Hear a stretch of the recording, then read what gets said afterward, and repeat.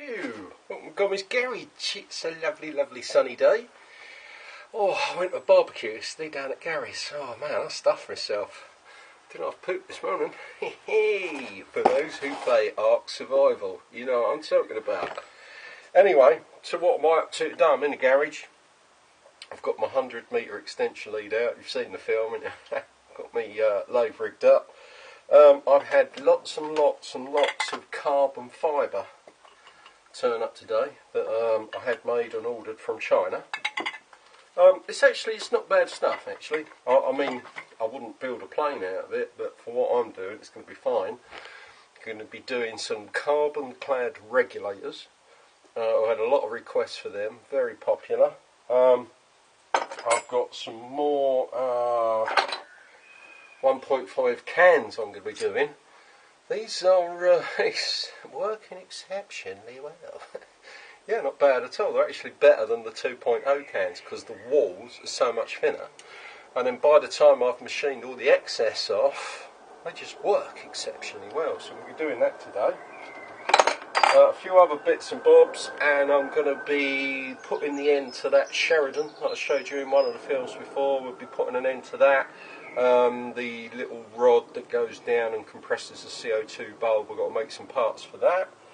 That'll be done. Oh, pardon me.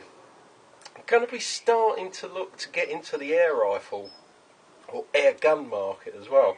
So there's a couple of things I'm looking for, possibly to trade for or to buy. One would be Crossman's, the pump pistol, 1322 medalist, or is it 1022 medalist, one of them. And the rat stopper, maybe, it's like the pistol with the long barrel. Anything like that. If you've got anything like that, give me a shout, and we'll see what we can do. We might be able to work out a deal. Anyway, until later, because my battery's going. I'll see you later, buds. Ta-da! Hello, Gomez Workshop on this lovely day. Well, it was lovely earlier, but now it's a bit biblical. Guess what I bought today? I bought some, where's it gone? Bought some epoxy resin from my power shop. It's really good, this. This is called 5-minute epoxy resin. Now, as we both know, epoxy resin normally comes, we're a bit off tangent. It's like, Gomez Glue Show. Epoxy resin normally comes with, I'm just looking out the window, there is a strange bird. No, because I'm on the first floor, she'd have long legs. You know it normally comes with two parts, right? This has got the same part in both tubes. So, luckily enough, right, and here's a really good tip. If you're ever using a two-part epoxy resin, mix a little bit up first as a tester to just see how it sets, how it cures, if it shrinks or expands, right? So it's just as well I did, because I've got some here. Remember, this is 5 minute. This is a 5-minute set. This is from about an hour ago. It's still... Both parts of this tube have got the same. There's no hardener, it's all adhesive. I've got it. My glue box, it's got all my bleeding carburetor drills in there. Oh, crap, man. Let me just clean off my pick. So I've got to go back out now. I was just getting ready to finish off Yogi! That's the part for your Sheridan. This is the last part. That goes in there. That's the extender. Yes, it would come off.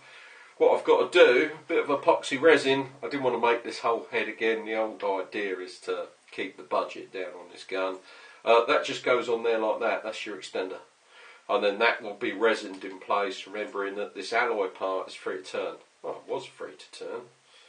Ah, there you go.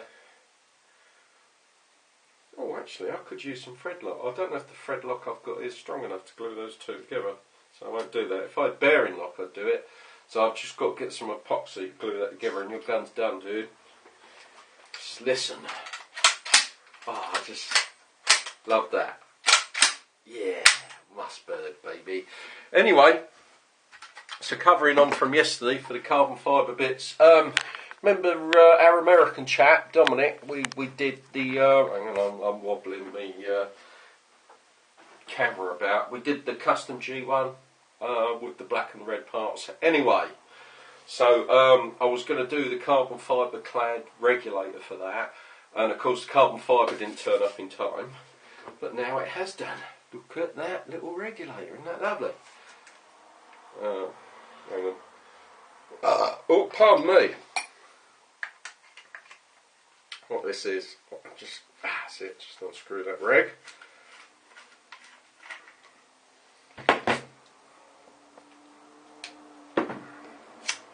So that's the reg. So I've had to turn the reg down, of course, to take my carbon fibre clad. Slew or spin? Sorry, in private joke there. So that is my carbon fibre clad reg. Now I think I'm going to do a very, very much carbon fibre gun. Screw this in.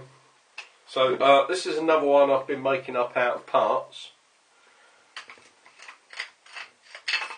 Someone donated this lovely shadow barrel to me, so what I've done is I've made a carbon fibre semi-silencer, you know, because the porting on this is, I mean there's plenty of porting there, but it's not enough porting to actively work as a silencer, and you never report the barrel once it's done. Porting has to be done before the barrel's honed, or in the case of a carbon fibre barrel, lacquered or shellacked or polished, whatever they do. But you can't take a finished barrel and then redo the porting. Can't do that. Wrecks the barrel, and all you'll do is chop paint. But the cool thing with this, and of course being used on the GOG, is you can get these things to run at a very, very low pressure. Use a diffused bolt, like an original iron bolt, makes these guns very, very quiet. But I have to say, it's quite a sexy looking little bit of kit. Look at that. Yeah, baby. At the moment, don't know what I'm doing with this. Might go mechanical, might go electronic. Don't know yet. The only thing now is it becomes difficult for me to do a side feed with the G1. It has to be an SP1. Can't really do the side feed with the G1. I did say to someone that I was going to do a mechanical side feed. I still might. We don't know. We'll come back to that at a later date. So what I may do is a picture. My original. Looking at my mini laptop. My original mini, which is this one. This is my own personal gun. You can tell by how tiny it is, with the feed system on the actual side of the gun, 50 round tube into the room. This is electronic at the moment. Might convert this to mechanical so I can put the electronics that's in here in something else. These are brilliant in my hands. In other people's hands,